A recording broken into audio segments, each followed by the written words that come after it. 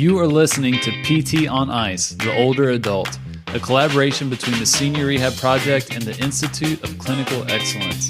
This is a rebroadcast of an original episode that can be found at ptonice.com.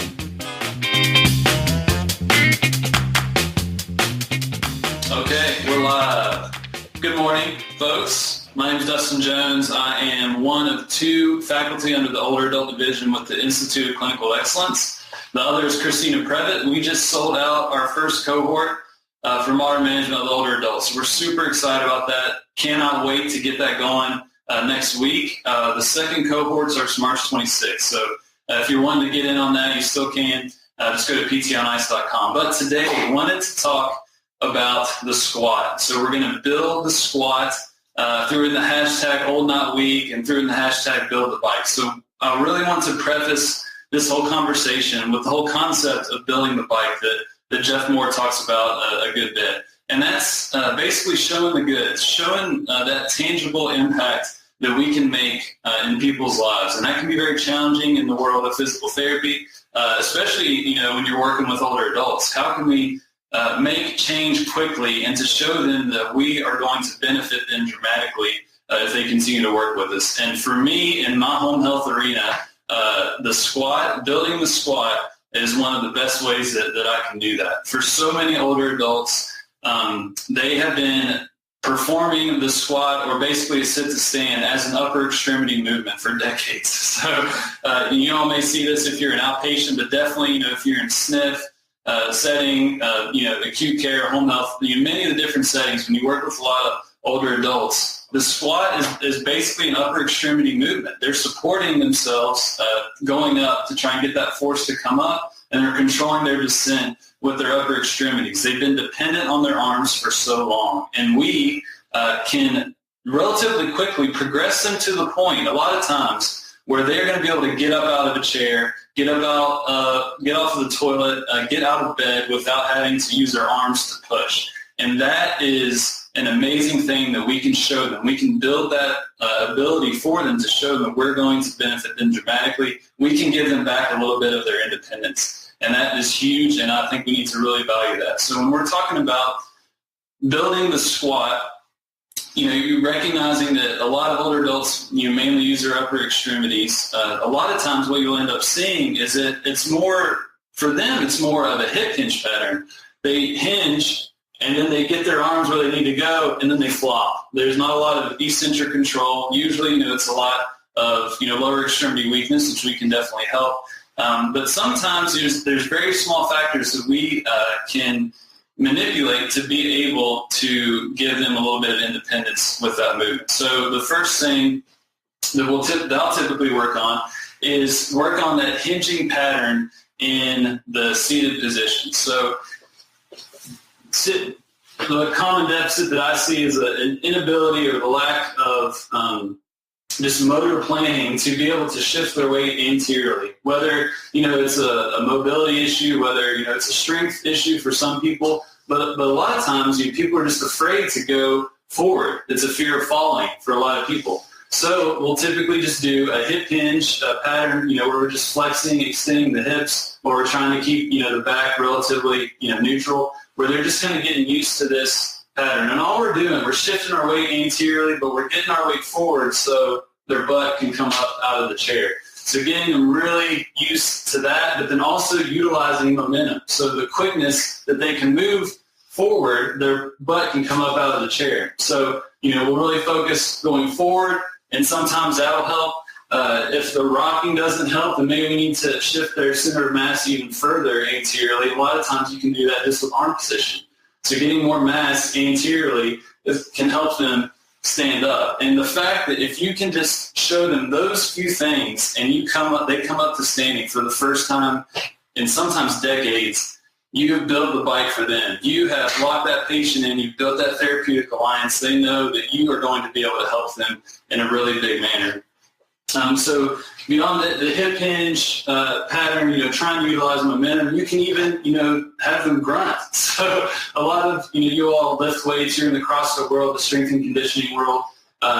building intra-abdominal pressure, just doing a good grunt or a yell during a movement, a lot of times you can generate more force. There's no reason why, our older adults can't do that. Granted, that may be a little awkward if they're in the bathroom coming off the toilet, but you can just give them that cue, and sometimes that can give them just that little bit of force production to be able to come up to standing, which is really helpful. So those are the things from the technique side that I'll try and hit on first, just to show them that they have it within themselves. We didn't really have to manipulate very many, external variables for them to be able to come up to standing, and that can be a very powerful thing. But if you do need to manipulate some external variables, the quickest way to do that is just with seat height. So the higher they are, the more readily available they're going to be able to come up and come down. So a lot of times we'll just start in standing and just come down nice and easy, and still use some of those same techniques, shifting the weight forward and just getting them used to that movement without that upper extremity support. That's really high, but as it gets easier and easier, you can progress all the way down to a chair. In the home health setting, that's typically done with cushions, with pillows, with AirX foam pads, whatever I can get my hands on, just to progressively scale it lower and lower and lower, and even measure that to be able to objectify the progress that they're making with that sit-to-stand motion. So the height is a very, very good thing that you can do and easy. You can also change the support. So whether, they're, instead of pushing up with two hands, they push up with one hand. And maybe they push up with two going up, and then they focus on that eccentric control going down. You can manipulate that. You can also bring in something like TRX or suspension trainer. These are awesome for really getting people to trust their ability to lower down into that squat pattern, especially if they're having a lot of issues with flopping. This can be a great way to where they have a little bit of control, they have a little bit of support, they feel a little more comfortable, and they're going to be willing to go down a little further in that squat. Door frame works really great as well. A kitchen sink, something that they can have their hands on just a little bit to be able to provide that support. And so as you're manipulating their technique, you're manipulating the height of the surface that they're coming from. You're showing them, that with a little bit of support, they can go a little deeper. You're going to progress them to the point where they're going to be able to do a full squat without, doing some variation of a box squat. And that's where you can just do, you don't have to do resistance at first. You may have an adequate intensity to just do body weight squats. But once you get to the point where you can load, that is a very, very powerful moment for a lot of older adults that have been told for years, you don't lift anything, heavier than 25 to 30 pounds. They're scared to death of having some type of external resistance, even though they carry 30-pound grocery bags all the time. That can be a very empowering thing. So, a great tool is a kettlebell. So this is a wedding present. I've got some miles on this thing. This is an 18-pounder.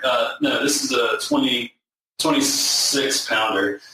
This is probably a little heavy for, a lot of my patients at least. But you can just do a simple goblet squat. So, just having them hold the kettlebell by the horns. You may want to start this, as a box squat variation, but then progress to an air squat to where they go down, as far as they want to. They can go all the way down, ask to grass squat if they're able. But a lot of times, just going to parallel is perfectly fine. Another great form of resistance, the trusted ankle weight or wrist weight. So a lot of times I'll put this on people's wrists and have them in that same kind of goblet position. It'll give them a little bit of resistance. And then lastly, a favorite of mine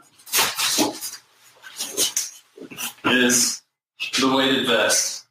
These things, you can load them up pretty well, but it keeps the weight kind of, closer to their center of mass, which can be helpful.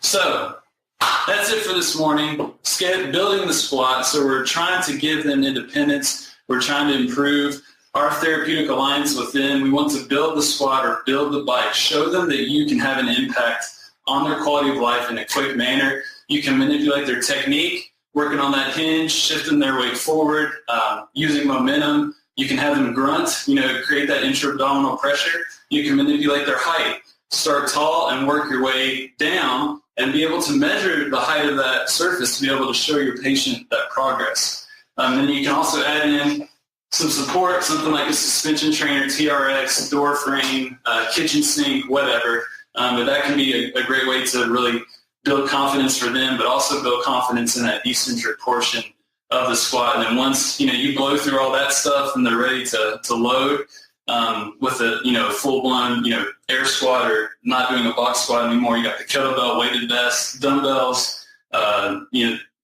Dutch ovens. It doesn't matter. Use whatever you can just to build the resilience of your patient. So if you all have any other ideas or thoughts about the squat, especially just kind of progressing people from sit to stand up to a squat, leave a comment in the video below. Otherwise, if you're a podcast listener, check out the video. They'll probably be a little more helpful than listening to this. But thank you all for hanging out with me.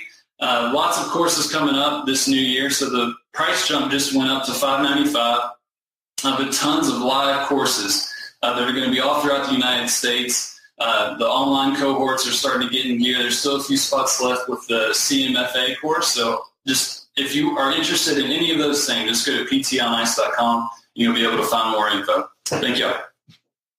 Hit me.